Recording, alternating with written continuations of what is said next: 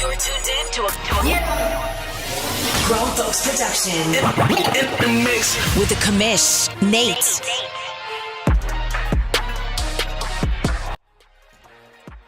Hey now, and welcome into a very tired Press Pass Live. I am your host, the commish, Nate. Thanks for hanging out with me. I'm all by myself. I do expect Maniac, though, to jump in at some point, and hopefully he'll be able to do that and come hang out with me just a little bit. I am crazy. We're out, but I am super pumped to be with you here tonight. So thanks for those of you who are tuning in for a Wednesday night edition of Press Pass Live, the world's oldest and longest online CFM. I forgot words. They're going to be escaping me tonight. Tonight, you see, words are already escaping me. It's been a long day. Was in Austin for 2 days. Just got back a little while ago. Showered. Jumped on here because I promised we would do a Press Pass Live. So that's just what we're going to do. And also scarfed down some quick snacks. And so I'm trying to not to spit that all over my mic. Yeah, we'll get it through. Thanks for hanging out with me. I'm sorry I'm flying solo, but Mr. Maniac, I think, got caught up, but he hopefully will be able to join me in just a little bit. Let's do some unpacking, some reviewing, some looking back before we unpack some fun memorial-themed week Press Pass Live agenda items. Week number 8, looking back at it, a ton of really good games. There were some really classic games this week. And the Chargers and the Kansas City Chiefs are going to be the one that I want to point out and talk about. Chargers have just been a consistent pain in the AFC this entire Madden cycle. He has gotten that close from winning him a championship. I know the game got away from him against Trey and the Lions, but still, he was right there, and I expect him to make another run here as we come to a close in Madden 24. The Kansas City Chiefs, on the other hand, have been struggling this season for some weird reason. Things just seem to be a little bit off. Kansas City scores 15 in the fourth quarter to tighten this one up to a 3-point game, but the Chargers scored 13, and they come away with a nice victory. I'm going to lower down this music just a little bit more. 544 total yards for the Chargers, 518 for the Kansas City Chiefs. Not too bad. 2 interceptions or 2 turnovers for both of these teams. 133 rushing yards for the Chargers, 440 passing yards for the Kansas City Chiefs, and 23 first downs. It just ended up being one of those games where Kansas City could not punch it in just enough. Mahomes, a pretty good game. 1 touchdown, 1 interception, but 451 passing yards, 102.7 QBR. Herbert struggled, 623 passing yards, but the 2 interceptions would come back to haunt him. A bunch of guys had pretty decent stats, just none of them really broke anything super magnificent. 69 for Bennett, Akers 65, Winters 62. The receivers are who went off in this one. Fredrickson 5 for 190, Clinton 7 for 186, and Nash. Oh my gosh, the tight end Nash, 153 passing yard or receiving yards. And I'm pausing because I'm like, did this game get played human to human? And if so, I'm pretty sure that broke FPR. I could be wrong. I needed to do the numbers. But anyway, if either one of those guys watch this, come on, we got to be careful with all that. Look at the defense really quick. 11 tackles for Bolton, 11 tackles for James. Tackles for loss is going to be Bosa with 3. 1 sack from Bosa, 1 sack from Nugent, and then a couple of interceptions. 1 from James, 1 from McDuffie, and 1 from Michael Snow, the second-year cornerback. And the Kansas City Chiefs fall to the Chargers by 3 points. That's a look at week number 8. Looking at week number 9, a bunch of more really good games. New England and Miami, 24-21. Philadelphia and Tampa Bay, 24-19. Some really great scores in this one. 34-30, Toronto beats Denver. New Orleans with a 3-point victory over Dublin, 30-27. And then the Detroit Lions fall to the New York Giants, 37-35. But the game that I wanted to look back and talk about are going to be right here. The Jacksonville Jaguars with a 27-24 victory over the New York Jets. I fell to the Jacksonville Jaguars earlier this season as they just have put together quite the magnificent season as they get going here. And it looks like Mr. Maniac has joined us. So Maniac, get ready because I'm going to be coming right back to you for week number 10. Good to see you, buddy. You doing okay tonight? Yeah, doing good. I was trying to be quiet, but my wife's in the background being loud and stuff. So I didn't want you to be quiet. I need to know you were here, so I appreciate you making time. Listen, this just is a random Wednesday. My guy over here has been waiting on his hands for me to get home, and I'm so exhausted. I was like, I can't wait 20 minutes for him to say, oh, I'm busy tonight. So I was like, I just got to get going. So this is all my fault, but I am really glad the founder and the commissioner of the Deuce, Mr. Maniac, the owner of the Atlanta Falcons. I'm glad my buddy's here with me. I thought I was flying solo, so I set it up to be solo, but Maniac is with me, and I'm super pumped about that. Sorry. Anyway, no, don't be sorry. It's my fault. Jacksonville scoring 10 points in the fourth quarter, and I think it was either Maniac or Kevin for the Tampa Bay Buccaneers, one of those guys, and maybe it was both. I was playing PUBG that night, and they were like, yo, Jacksonville just knocked off the Jets. That is a big-time win for Pepper, who hasn't been able to be as fully engaged as he normally would be in a Madden cycle, but man, he has gotten things rolling this season. 20 first downs, 216 passing yards, 166 rushing yards, the 2 turnovers, and it got rolling. What's up, Daniel? Good to see you, bud. Thanks for checking out Press Pass Live with us tonight. And then looking at a couple of player stats. Zach Wilson, 105.9, 3 touchdowns, 1 interception. But the Jaguars getting after him with the 3 sacks. Lawrence, not an amazing day. 216, 1-1. Rushing, though, this is where Jacksonville really shined. 26 for 106 for Etienne. Bigsby, 6 for 49. Hall had a tough day, 10 for 44. Just not enough carries there.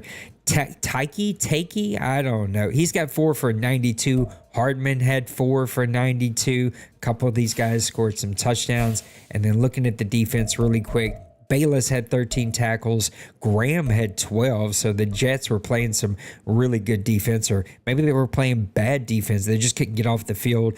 Bush with 2 tackles for a loss. Hamilton and Nash each for 2 tackles for a loss. And then a couple of sacks here. Hamilton, Nash, Overshone, and Townsend each getting in the action. And then Woods and Carter with some interceptions, and Jacksonville with a big-time victory. And if I'm the Jets, I'm starting to worry about these little losses that have happened throughout the season, and are they going to add up whenever it comes to seeding? Because we know seeding, especially in the AFC, is so crazy important. What's up, Bronco man? I see you're playing a game, man. Multitasking over here, playing a game and checking out Press Pass Live. I love you. I appreciate you. Thanks, Dwight. Appreciate you, man.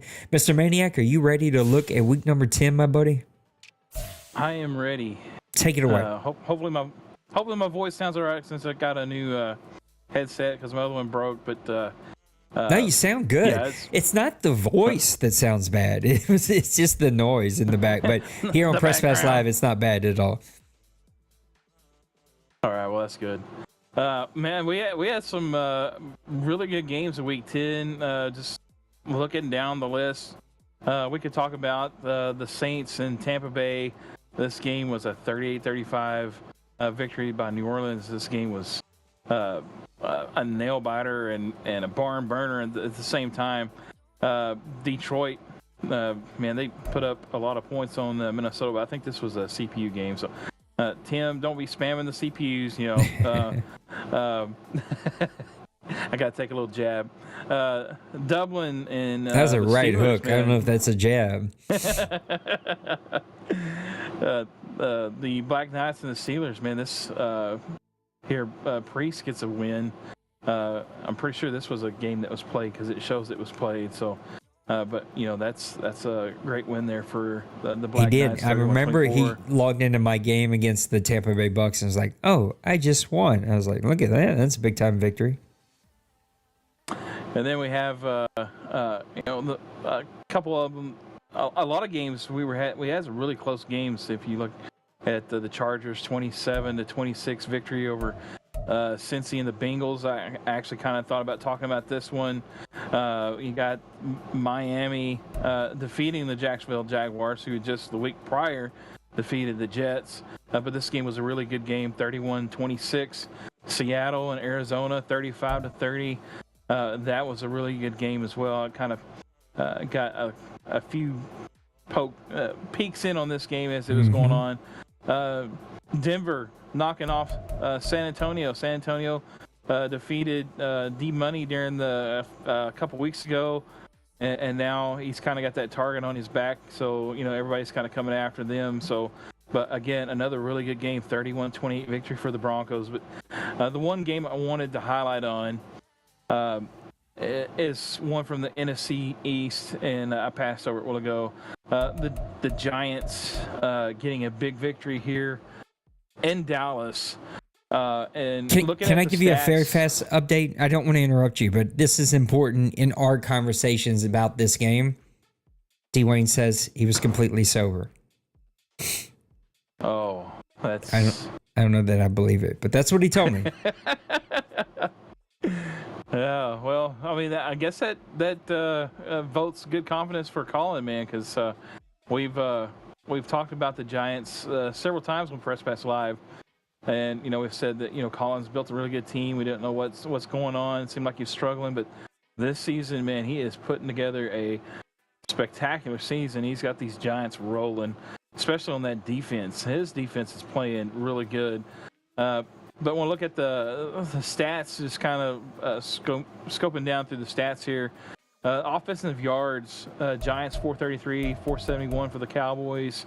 Both teams getting it done on the offensive side. But look at the big discrepancy here. 24 yards rushing on offense for the Giants compared to 174 for the Cowboys. But who needs to run the ball when you can throw it for 409 yards? And the Cowboys only had 297 first downs, a little bit of an edge to the Cowboys, 23-18. Looking at third down conversions, though, this is where I think kind of may have decided this game. The Giants were able to get those crucial third down conversions, 7 out of the attempts that they had in this game. The Cowboys only had 4. And then red zone, looking at the Giants, you'd think, okay, well, they struggled in the red zone a little bit, and the Cowboys were 100%, but it was outside of that red zone where maybe the Cowboys have struggled getting into that position later on in the game. Both teams scored a lot of points in the fourth quarter, as you can see by the quarter breakdown there. It was a close game going into the fourth quarter, and then all of a sudden both offenses just exploded for 20-plus points. And was kind of looking at the overall player stats. Charles Norris, the quarterback for the Giants, had a spectacular game here. 75% completion, 22-29. He had 411 yards passing, 4 touchdowns, no picks. And then on the opposite side of the ball here, the Cowboys, Justin Fields had a really solid day as well, 20-27, 74%, 309 yards, but only 1 touchdown. But the Cowboys, where we know where they're going to succeed is in that running that ball.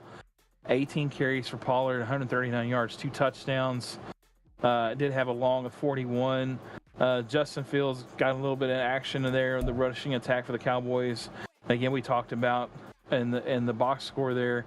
The Giants could not get no rushing attack going. We had Barkley with 11 carries, 18 yards, 1.6 yards a carry. That's kind of almost unbelievable for what we've seen so far in the OMFL. But, man, the Cowboys' rush defense was definitely putting a stop there and making the Giants go one-dimensional. But like we said, the Giants, just as the Cowboys are the rushing attack team, the Giants are the air it all out and take it deep on you. Jalen Hyatt, 5 catches, 164 yards, 3 touchdowns, along of 71. He was getting the deep ball.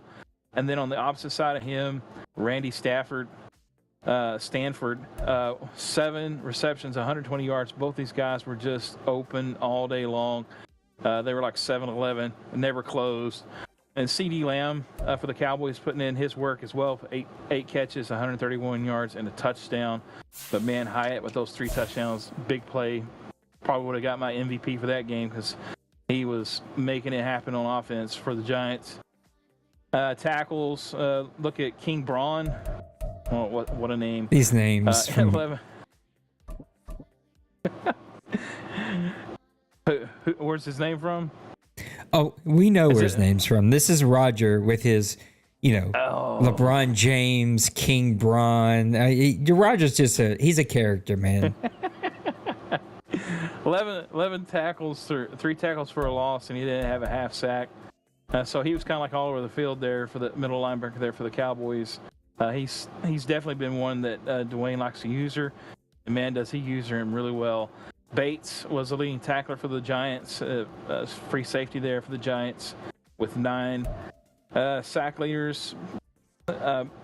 Obviously, it's kind of, you see the sack leaders there. Madison for the Giants. We don't see no Micah Parsons there, so the Giants did a good job of limiting his ability in this game. Looking at interceptions, nobody had interceptions because the guys were taking care of the rock. Man, but the Giants get the big. I think this is probably the first win for the Giants over the Cowboys this Madden. So I could be wrong, but I want to say this is the first win over the Cowboys this Madden. What a game to hang your hat on there for the Giants as they make a push to get in the playoffs. That's a really good game. Taking a look at week number 11, some good games left to go. I don't know, maybe you do. Is Nipples around or is he CPU? I want to say he's CPU because okay. I think he's on a cruise. On a cruise, yeah. That would have been a really fun game, Dolphins and Ravens. Patriots and Steelers played to a great game, a 1-point game for Pittsburgh. Orlando and Texans played to a great one, a 23-19 victory for him. Jets and Bills could be a really, really fun game. Cowboys and Saints will be played tomorrow night, so if you want to see me get absolutely hacky sacked, come and watch that one. Chiefs and Broncos, I got to see the Chiefs stand up for themselves in this one. Bengals and 49ers. Bengals have dropped a couple games here, Maniac, and this one's going to be a massive test early not early, it's week number 11 in this one. The Rams, 1-point victory over the Arizona Cardinals. That was a really great game. And your Atlanta Falcons staying red hot with a 1-point victory over the Carolina Panthers. Minnesota with a 8-point victory over Toronto. And then the New York Jets with a 9-point victory over the Tampa Bay Buccaneers. Just absolutely really awesome games. What about week number 12? What are you looking forward to?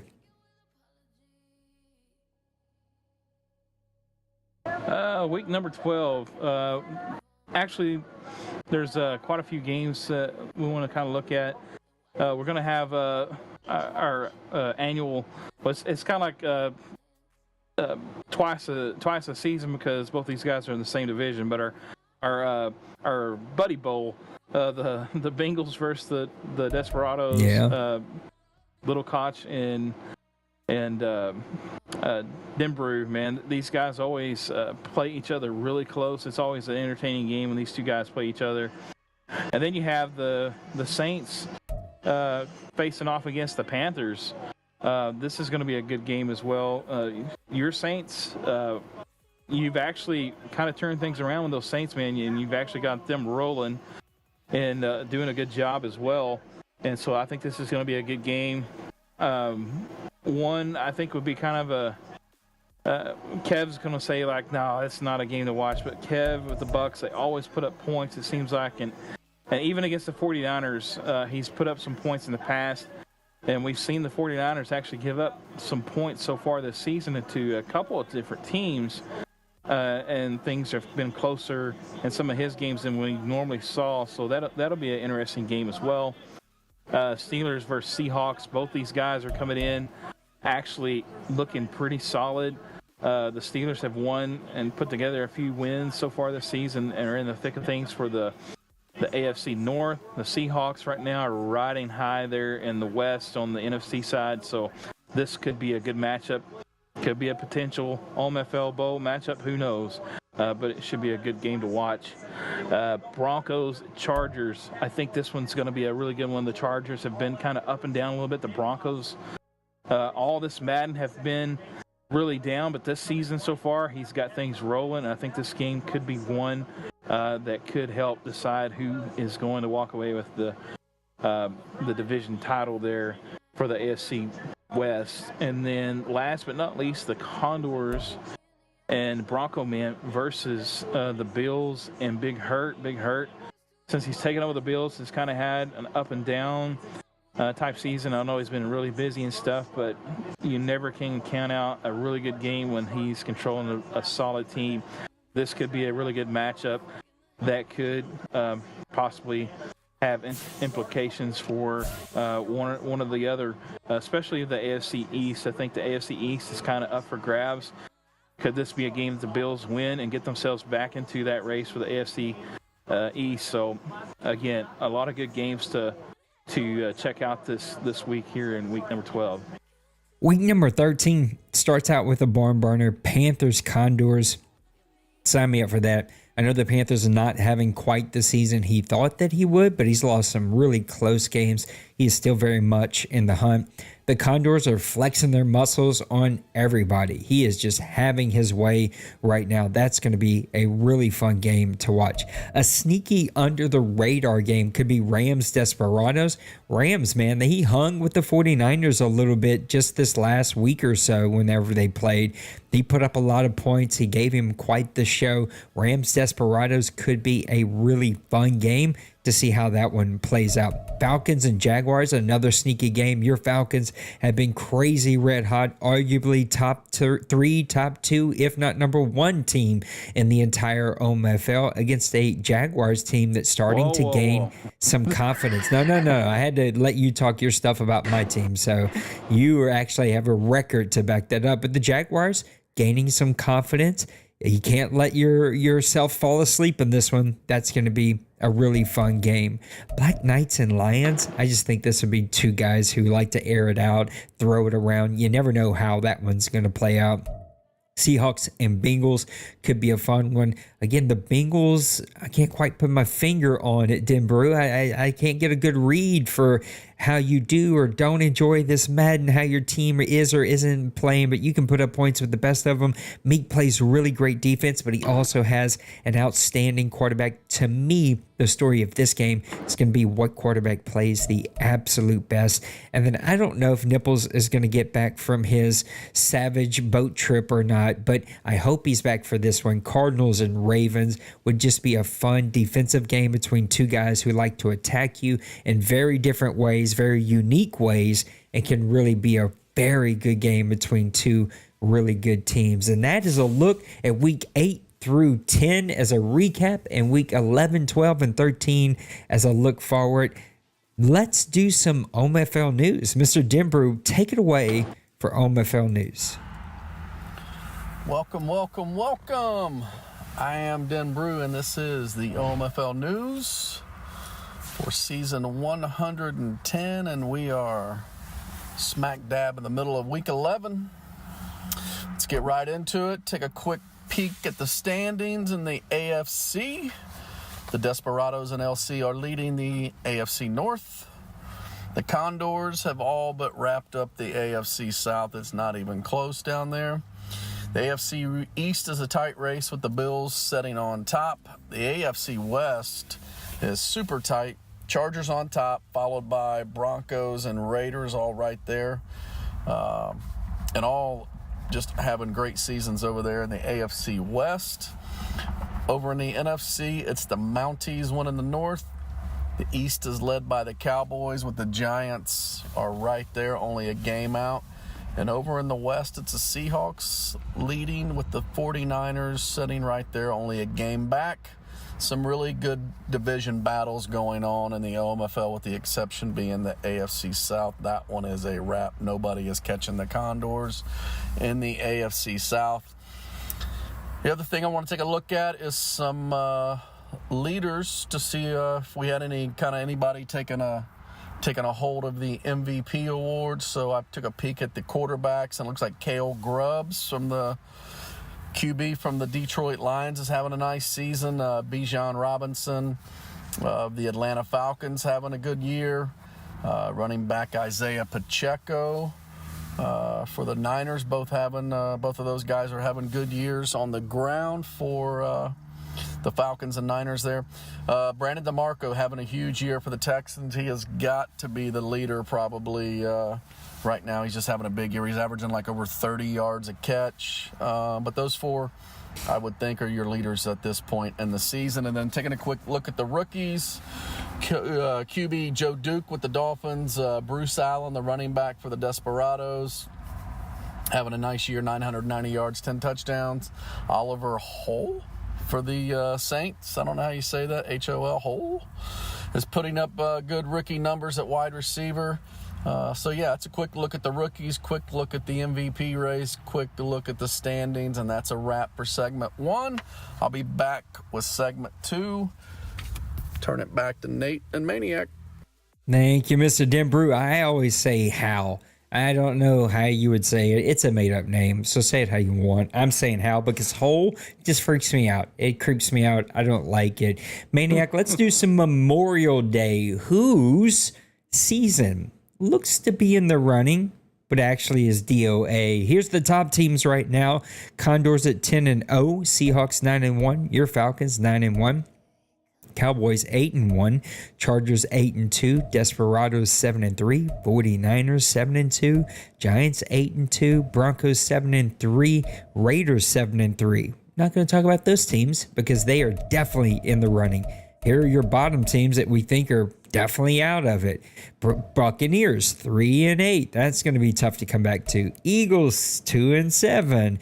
Cardinals 2-8. Commanders 2-7. Titans 2-7. Vikings 3-8. Jaguars 2-8. Dolphins 1-8. And the Chiefs, as a shocker for me at least, at 0-9. We don't really want to talk about any of those teams. We want to talk about all those teams sort of right there in the middle, whose season looks like they still have an opportunity, but you think they're actually dead on arrival. I'm turning it over to you.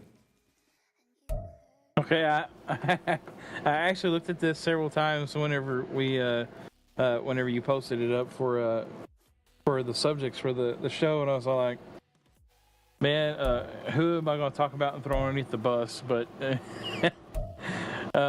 there's probably several teams that could fit this criteria, but I'm going to pick on the NFC North, and not particularly like one team. In fact, there's probably all of them. We still got like I mean, each one of them still have an opportunity to win this division, as crazy as it is. Bill, he was supposed to go over there and solidify this and just run away with it, and he has had some struggles. Even I have to chuckle because, man, sometimes I know the CPU can get the best of you, but man, that CPU Vikings team was on fire the other day, and they took it to Bill and those Mounties, man. Which was it was crazy to see that team, the CPU just running that offense and stuff. But man, the Mounties, they've got the best shot to win this, obviously, because they've got a 2-game lead over the Lions. But the Lions, one thing I have to say about the Lions, they do have a really good offense. They seem to put up quite a few points. but man, their defense is like letting them down a lot in some games. You've seen him kind of lose some close games, and so I'm not trying to just pick on each one of them, but or just this division, but it just like the Black Knights, he plays a really good game one week, and then lays a stinker the next week. So whoever wins this division, though, they're obviously going to make the playoffs, but I have to say they're going to be dead on arrival, man. It's just going to be dead man walking coming into the playoffs from this division. It's a great way to look at it. And yeah, I too thought Bill was going to step into that division and just kind of own it. And he's really left it up in the air for a lot of other teams to sort of step in there and decide what they're going to do with that division. There's a couple of teams that I could look at and talk about here. I'm going to go with the Buffalo Bills, though, at 5-4. I just think life is in the way right now. The poor guy is playing baseball like twice a day, every day for the next 6 weeks or something. He's coaching baseball and he's busy, and his team he can't find momentum or time to really get into it. And I think no matter what happens to the Bills, technically they are still very much in it at 5-4. Let's go over here to his little division. Oh, that's not it. This is it. 5-5 for the Patriots, 5-4 for the Bills, 5-5 for the Jets. Dolphins at 1-8. I think even though technically by losses, I think the Bills are leading this division, but maybe not with the tiebreakers. Currently, they're showing in second place, but I think the Bills are just dead on arrival. We're just not going to see him be able to find the momentum, the energy that you need if he does make a run for a wild card spot. Too little, too late. I think the Jets are going to get some things figured out. I'm pulling for the Patriots. Nothing against any of them. Lost is my dude, and he struggled, and he's tried to build this team. I feel like our teams are very similar in a lot of ways, the right way, and he's built it, and I want to see him get some victories there, sitting at 5-5. So I'm saying the Bills, they're dead on arrival. Our next one, burgers, fries. Oh, go ahead. I was just going to intersect there. We see the Jets on a 4-game losing streak. I don't know when we've ever saw Kobe on a 4-game losing streak. I don't think ever. Yeah, so that's really tough for them Jets to be in that position. And it could be easy to say the Jets, but I don't like to give Kobe any kind of bulletin board material. I could have said the Patriots, but then that's picking on my buddy. I could have said Denbrew and the Bengals. They were another one that I think could be dead on arrival, but I don't want to give any of those guys any kind of bulletin board material. No. Also, Bronco Man said Condors are out of town on a cruise of his own June 13th, so terrible timing, so he might miss some of those games. Let's talk burgers, fries, and milkshakes. Who's eating up the competition? Are you ready to take your first one? Yeah, I wanted a little bit of clarification. Are we talking about the actual players or the owners in the OMFL? I'm going to let you decide. That's the beautiful thing about Press Pass Live is no one's going to get us in trouble. No one's going to yell at us. We can make this up as we go. Whatever you read when it was in your head, you go with it. Okay. Well, I kind of went both ways. So I went with an owner, and then I went with a couple of players so that's in the league. So I'll just. You know what's funny about this though? Just so that everybody else knows, because me and Mr. Maniac, we both are talkers, and we could talk, and these turn into like 4-hour shows. And so I told him, I said, pick 2 each. And then he says, I picked a couple coaches, couple players. I got a little bit of everything. So Maniac not only likes to talk, but he can't read either. I got when I see that, I was like, smorgasbord, man. I got That's several so funny. options. I got to have options. No, I was just going to intersect there with you just mentioned him, the Condors, man. Bronco man, he's been on fire, 10-0. He's definitely making some burgers over there in Orlando, so I'll shout that out. And then my one player, and I'll have to switch over to the stats, is the Seahawks. And there was an interesting stat that I saw when I was looking at this. going across the stats in the league, how efficient a couple of these wide receivers are right now in the OMFL. And looking at, let's see if I can find him right quick. Metcalf from the Seahawks. Okay, he has 37 catches, and 15 of those are for touchdowns. It's nearly half, 50% of his catches have went for touchdowns. The dude is obviously on fire and frying and shaking and baking and whatever. 37 catches, 1,026 yards, 15 touchdowns. That is a man that is on a mission. You know, there are a couple of players that I think are really tearing up the league, and yet when you look at some of the sort of records, they don't sort of fully match up. And there are a couple of teams I could have talked about, but I got to talk about your guy, Bijan Robinson. 164 carries, 1,042 yards, a 6.4 average, 14 touchdowns already on the season, no fumbles. He's averaging 104 yards per game. He's got 17 broken tackles with 305 yards after contact and a long of 75. Bijan has been, I think, a pivotal piece, maybe the piece, in turning the Falcon season around, and it has your Atlanta Falcons leading the NFC South and in the top of the NFC, top 3 team here in the OMFL. And it all, I think, really lays at the feet of Bijan and what he's been able to accomplish for you. Who's your second guy? Yeah, my second guy, I'm actually staying in the wide receiver department and looking at someone else that's kind of almost in a similar boat as the stats that we were looking at for Metcalf. And these pesky Panthers, man. I just played him. It was really down to the wire. It was a great game. Really should be an OMFL Classic game. But his wide receiver, Jonathan Mingo, it seems like he has struggled a little bit this season with passing the ball. He's not just airing it out as much. But, man, Mingo is such a weapon for the Panthers. And I think his offense either drives through Mingo or his running back. And so they kind of tandem off each other. And his running back is also like top 3 in the league, I think, in rushing as well. Just broke 1,000 yards in with the yards that he had in our game.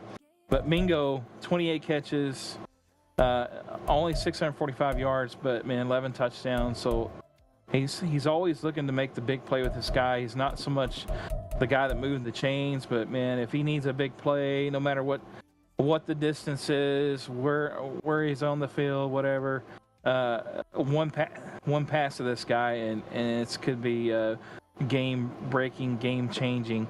But Jonathan Mingo is a guy that is a game changer in the OMFL. Absolutely. And there's probably some defensive players that we should give a nod to, but I don't know. I don't like defense, so I don't know. I'm just kidding. I just think that there are a lot of really good players that need our attention, and this show would be 800 hours long if we sort of just let ourselves go with it. I got to give a nod. The record isn't here, but the player stats are very impressive. And as much as Tim has struggled the last 2 Madden cycles, you got to give it to him. Kel Grubbs is having an outstanding season. 26 touchdowns, 13 interceptions, almost 70% completion percentage. He's averaging 327 yards per game and a QBR of 117.2. I don't know that at any point he has ever had a quarterback playing this exceptionally well in his time here in the OMFL. And so even though the record isn't there, I felt like you had to give a nod to what he's doing with Grubbs. You could also say the same about Austin Henry, but the interceptions are starting to creep up there. Yannick Blase, another one. He's been around for a long time, but that completion percentage is a little low. Steven Ryder, arguably one of the best quarterbacks we've ever seen. That completion percentage is a little low. overall completion percentage, touchdown to interception ratio, yards, QBR, rating, yards per game, yards per average, all across the board. Grubbs has had an outstanding season for the Detroit Lions. And I think they're definitely somebody that you got to give a nod to, man. This guy has been playing some really good football. Are you ready for one more OMFL news before we open up the mailbag? Let's crank it out. Let's do it, brother. Okay, welcome back. Segment 2. Let's do a little on this day in history, but it's more like on this week in history. This day in history was a little light, I guess being maybe a Wednesday. I don't know. But anyway, it was a little light, so I expanded it to this week in history. So let's go all the way back to 1990. Ricky Henderson stole his 893rd base to break Ty Cobb's record. I knew Ty Cobb was a hitting machine. I didn't know he was holding the stolen base record also until 1990. 1981, Dr. J wins the NBA's Most Valuable Player Award, becoming the only player to win the award in both the NBA and the ABA. Let's look at 2006. Barry Bonds hits career home run number 715 to pass Babe Ruth for second place all time. That happened this week. And in 2009, Helio Castroneves won the Indy 500, and he edged out Dan Weldon and Danica Patrick, who finished third. All right, booze and brews, and I'm sending a brew to the Condors. They are the last remaining undefeated team in the OMFL, and I got a couple honorable mention brews. So, like maybe the Condors get a full pint, and these honorable mention guys, they only get like a little, little mini beer. 2 honorable mention brews to the Seahawks and the Falcons for also having a really good season, but just 1 loss so far. And then I guess it's the season of the birds, right? So we got the Condors having a good year, the Seahawks having a good year, and the Falcons. What other birds are left? Ravens. The Boo Birds. And Eagles. Yeah. So good year for the birds in the OMFL. My boo of the week goes to myself. I had an FPR break. Shame on me. Shame on me. Shame on me. I got to do better. That's it for me. That's a quick one. Segment 2 in the books. Back to Nate. Back to Maniac. See you next week. Just realized poor Maniac couldn't hear any of that. He probably had the stream pulled up. I know Maniac. He's constantly trying to find a way to listen, and I appreciate that about him. The FPR thing, I may make a comment about. I may not. I'm tired, and when you're tired, your filters go away, and so maybe I shouldn't. Let's open up the OMFL mailbag, Mr. Maniac. Some good questions in here tonight. Bronco Man says, not sure if this is a question for the OMFL Press Fest Live. I think it is, but I will try anyway, he said. With the news that we have received regarding NCAA 25, how are we feeling? I have not got to read the latest news. I did glance a little bit when I got home. What does the outlook look like? Excitement levels, just general thoughts. Mr. Maniac, I'm going to let you go last on this one because you're going to be leading one of our NCAAs. You've already changed my logo for the Deuce. I see you out there messing with my logos. I really wanted to bring back OMFL College, which was a name that we used way back in the PC days when you could have, we had college, we had OMFL College, we had OMFL, OMFL 2, OMFL 3 at one point, OMFL Custom, which was all custom teams, custom players, everything, and then OMFL College. It was awesome, and no one knows that but me, and that's the only reason. But the OMFL, listen to me, I'm so tired. The Deuce Dynasty sounds really awesome too, so I'm really excited. But I would say, I don't know what my excitement levels are, Bronco Man. I think it's a great question. Some of the news today was expected, but it did put a damper, I think, on the excitement level for me. And that's no crossplay, which really doesn't make sense to me, especially since Madden already has implemented it. Crossplay, implemented crossplay. There you go. Use your words, Nate. So that is a Debbie Downer for me. Maniac brought up such a great point, but no Dynasty draft classes available. 100%. It is tied to NIL and players' names and being in both games and not paid for both games. Like 100%, that's what it is. And it makes so much sense. And it's just not something I thought about. And that sucks because that was one of the great things. And my only hope is that maybe one day they give us maybe just like custom, not real life college players. I don't know how they would do it. I'm totally thinking out loud here, but just like a custom draft generator that you could give us so that we could put it in Madden. But that doesn't make much sense because they have custom draft generators for Madden. So anyway, and so none of that really makes sense, but it does put a damper. I don't know that I'm worried per se about 20 or 32 man franchises or whatever dynasties that they're calling them. But that's a lot of people to wrangle. And as you see, right, it's hard to keep we don't keep two Madden leagues full. So the idea of keeping a Madden league and an NCAA league and multiple of those going at the same time feels worrisome, but it is a completely different game that has a completely different user base. And so maybe that is something that works out really well. I don't know that I have any excitement level. The game in the past was much more engaging. I'm not an NCAA fanboy, and I think that's probably just a pet peeve. Like, something that slightly bothers me is that NCAA people were like total fanboys, and they just like, man, completely sucks. NCAA was such a better game, and it's just revisionist history. NCAA had its flaws. My issue with NCAA was that it was always a cheesier game. It just was. It was like option plays 400 times a game, running with the quarterback 30 times a game. It's just like, it's a cheesier game style when it comes to sort of how do you manage gameplay. NCAA is more wild, wild west, very limited rules. And then I always got annoyed when you're recruiting and one of the other users somehow stole your player and then you're left with nothing. And you're like, well, I don't even have a way to get better. At least in Madden, if I suck, I can draft high. Nobody can take that guy from me. But NCAA, you can suck and not be able to recruit, and then you're never going to get better. So those are like small pet peeves. But the game itself was so much more engaging, and the environment around it was so much more fun. I will play in one as long as the schedules allow me to, and it should be a ton of fun. Maniac, what about you? You're an NCAA guy. That's what got you started. So what do you think about it? Yeah, I'm excited.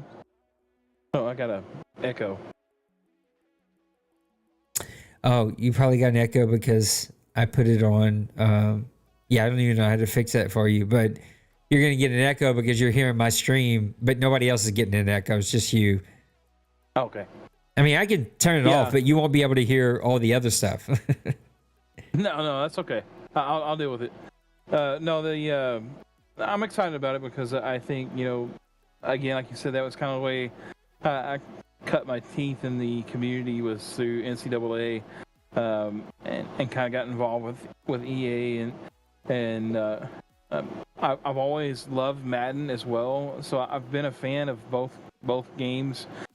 But growing up, a lot the NCAA was my game. One, because you could play by yourself. You could do an offline dynasty where you could actually control things and do a lot of things with the off season that you couldn't do in Madden until I think Madden 05, and that's kind of where I transitioned and really got involved with Madden 2. Not only that, but I'm trying to think of stuff without making this like 20 minutes long with me talking, because I could do it if I really wanted to. But I think the overall, I'm excited about it. Yeah, I am disappointed about a couple of things. I don't think they're deal breakers per se in my book. But I do think that a lot of with NCAA, because I've played a lot of NCAA online leagues as well as Madden, and obviously 7 years ago when I came here to the OMFL to grown folks, this is where I made my home with Madden, and so that was what draw me into Madden even more, was because of this community. And that is one of the things too, though, with you talk about the NCAA having a fanboy base. Guys are really loyal to that game, and so they'll stick with it. You won't see now. We've had a lot of turnover in Madden, so you have like we'll recruit guys. A lot of guys come in. Now I'm not going to say that we're not going to have turnover in NCAA or EA College Football 25, but there just seems to be a different level of commitment from guys that play the college game compared to the Madden, and it may have changed. I mean, obviously we have not had a college game in over 10 years, so the actual fan base may be a lot different, and so that may change. So,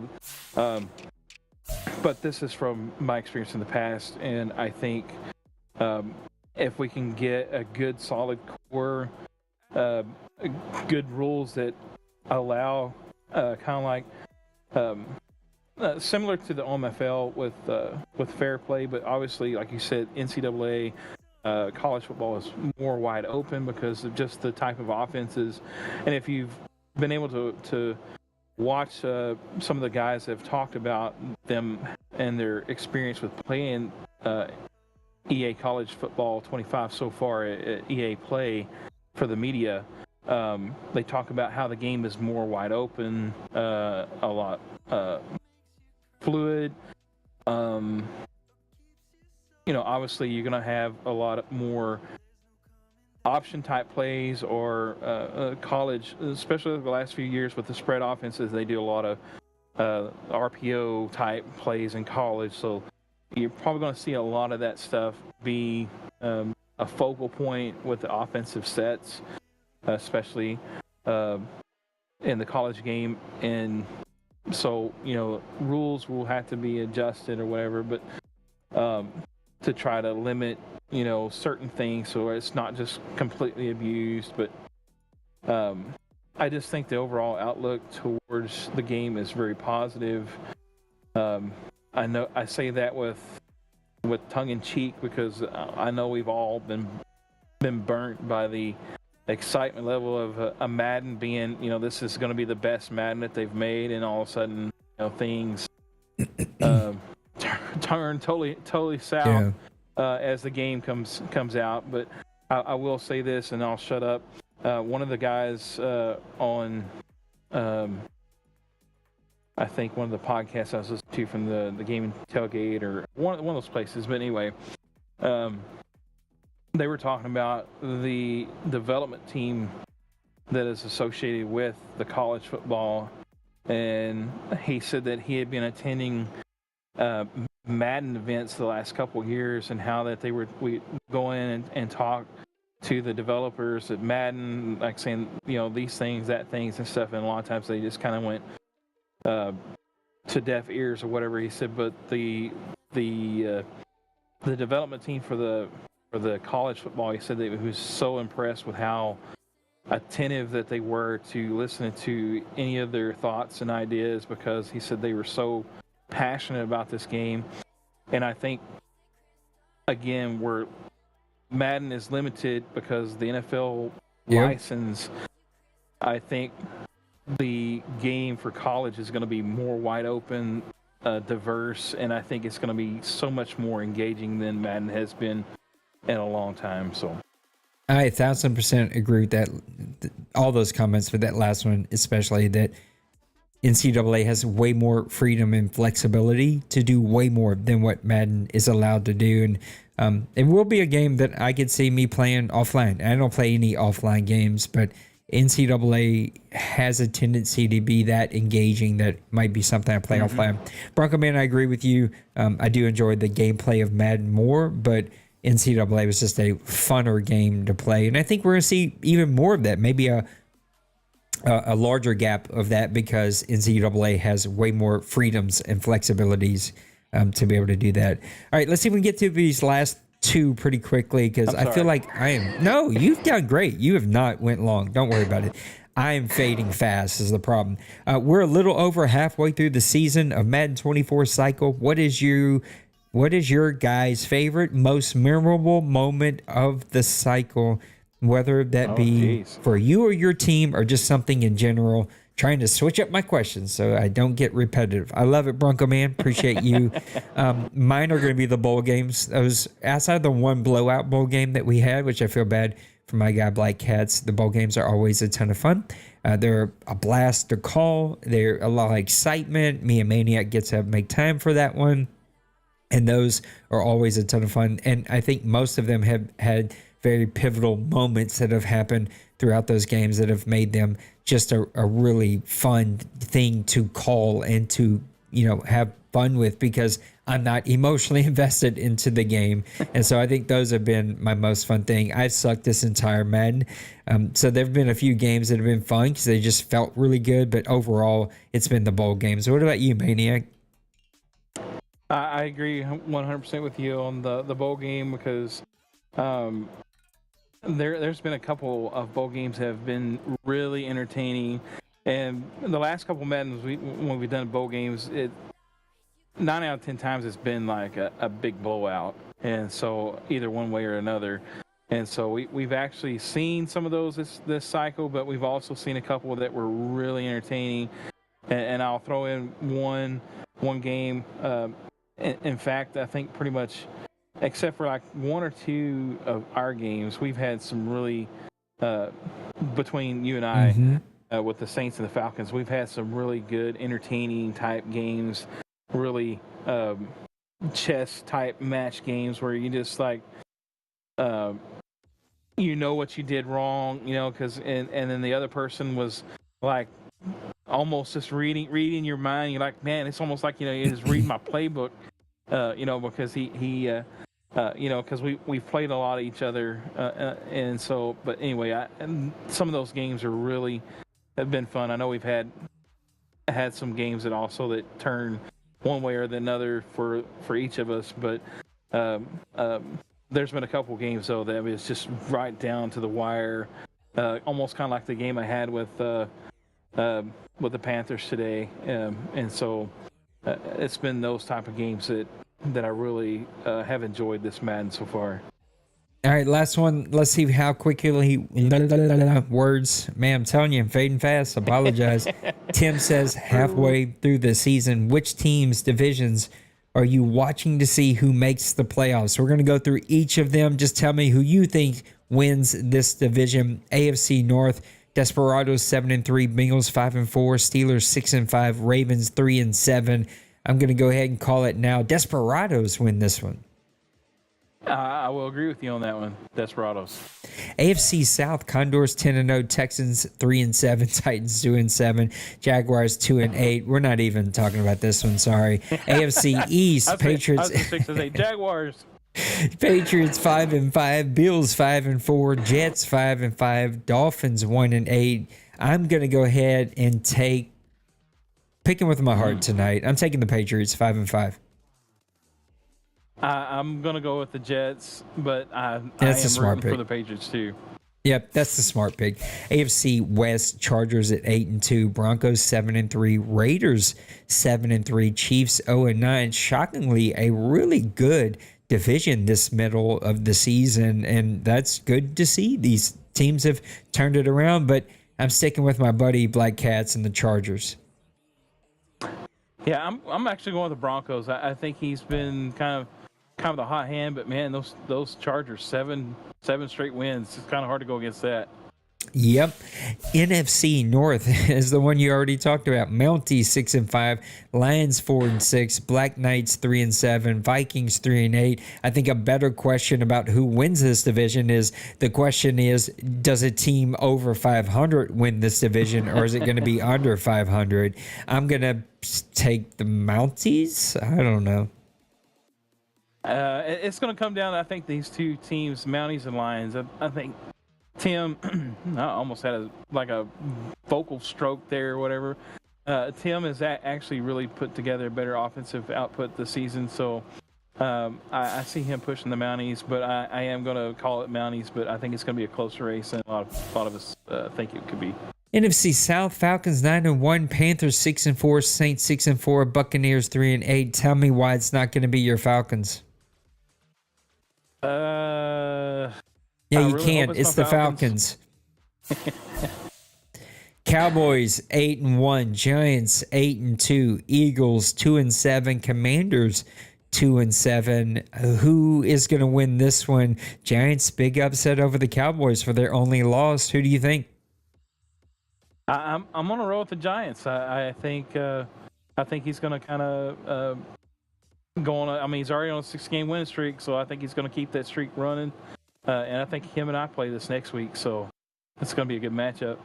Playoffs just hit different, and as much as I love Colin and his Giants, the Cowboys know how those playoffs heat up and what it takes to win in the playoffs. NFC West, Seahawks 9-1, 49ers 7-2, Rams 4-7, Cardinals 2-8. Who's winning the NFC West? I'm gonna call it to the Seahawks, but man, 49ers, they're probably gonna make the playoffs, and they'll do their thing in the playoffs and be sitting pretty at the end. I'm taking the 49ers just so that we're not saying the exact same thing for this whole show. All right, Mr. Maniac, let's wrap it up. Again, I was expecting to be by myself, so I set it on the profile for just me and my ugly mug, but Mr. Maniac is definitely with me. I promise to have him back for the next one. Maniac, give me one final thought, and then I'm going to go try to shoot somebody in the face in PUBG before I go to bed. Good show. I'm glad I was able to sneak in with you. I am too. Thank you for making time, bud. Glad you made it home safe from Austin, and I'm really looking forward to seeing how things unfold in this last season, getting in the playoffs. And obviously, we got news about NCAA or EA College Football 25 is supposed to be coming out tomorrow, official news. So I'm curious to see what's happening on that front tomorrow. But man, I'm excited for the college game and getting some things rolling on that side of the ball here. Before we go, there was some tweets. Is this information that's going to come out tomorrow that people just let out a little early, or is there going to be even more information dropping tomorrow? There's supposed to be more information dropping tomorrow. I think they gave some of the guys that were there at EA Play for media days. I think they gave them a little bit of a leeway to talk about the things that they'd already revealed, especially kind of being vague about gameplay. Guys, don't worry. Is it going to play like Madden, or is it going to play like what we're accustomed to NCAA? One of them said, guys, don't worry. It doesn't play like Madden, so you'll find out soon enough. And I think so. I think some of those official things from EA is going to come out tomorrow, but some of these guys have kind of been vaguely talking about some things and kind of getting maybe guys to settle down on some things that they're worried about. There's a video posted that somebody posted about being able to play the new NCAA, so maybe go check that out. One of my secret hopes for this game is that it sounds like, though they use the same engine, they started from a ground zero rebuild of the game. That's what has taken them 3+ years, whatever it's been. My secret hope is that maybe there's some foundational pieces there with the new engine that Madden did not get to do, because when they moved to the new engine, they did not get to rebuild a brand new game from scratch. They have some old code that has some crappy stuff in there. So my secret hope is that since they had to take the time to rebuild NCAA, there might be something there for Madden to be able to use. I doubt it, though, because it probably just doesn't work that way. But that is a sort of secret hope. My last final thought is I'm really tired. It has really hit me pretty hard here after traveling for the last 2 days and some intense, stressful moments as I venture into a brand new professional career. And for any of you who've ever done that, you go from doing something for a long time that you're super competent, super confident, and you get paid really well to do it, and you go do something brand new. It's like, ooh, I don't feel safe and good anymore. And so I think all of that emotion is now drained, and I am tired. So take this with a slight grain of salt, friends, but The Bible says, and I don't pull out many Bible verses on y'all because I try not to rock that way, but I do have them. Judge by the measure you wish to be judged by. Now, I am using that from the NLV, which is the Nathan Lejeune version. But and though it may be paraphrasing the Bible, the concept is still the exact same. You don't need to understand King James language. I hate to tell everybody, Jesus did not talk in King James language and did not write in King James language. Just say it to where people understand it. And what that means is you should judge those around you by the measure you wish to be judged by. And some of these FPRs are getting crazy nitpicky. And I think what has happened is we've tried to talk some people out of popping dudes for nitpicky stuff, and instead we've popped them, and now people are doing the retribution thing, and we're popping everybody for every minor infraction that we possibly can find. And if that's what we want to do as a community, cool. We'll all be held to that exact same standard. But I would also, as I had told everybody, show some patience and some kindness, and know when something was really done to affect a game and when something that was done just by accident. And sometimes we're not robots, and we're tired, and the situation didn't click in my head, and I didn't realize it was 3rd and 2, and I ran a 3-wide shotgun run. Like, wasn't because I was trying to cheat you, wasn't because I was trying to break the rules. It's because we were playing at 10 o'clock at night, and I didn't realize it was 3rd down. I got lost. Tom Brady got lost on 4th down in real life. Like, it happens. So anyway, I don't know. I just worry when we start like getting very micro with rules. And the last couple I feel like have been super micro. But anyway, this is what happens when we're managing 32 grown adults and their personalities, which is why I can't imagine doing this for 64 people for an NCAA league and a Madden league. But anyway, I'm tired. Maniac, thank you so much, man, for making time and hanging out with me here tonight. Thank you guys for logging in and watching Press Pass Live, for submitting the questions. I love you. Remember, take care of yourselves. Take care of those around you. Know that you matter. And I cannot wait to see you in the next one, which is literally tomorrow. So come watch me get my stuff manhandled as I get hacky sacked across the yard by Mr. D. Wayne. Guys, I love you. We'll see you in the next one. Deuces. Bye.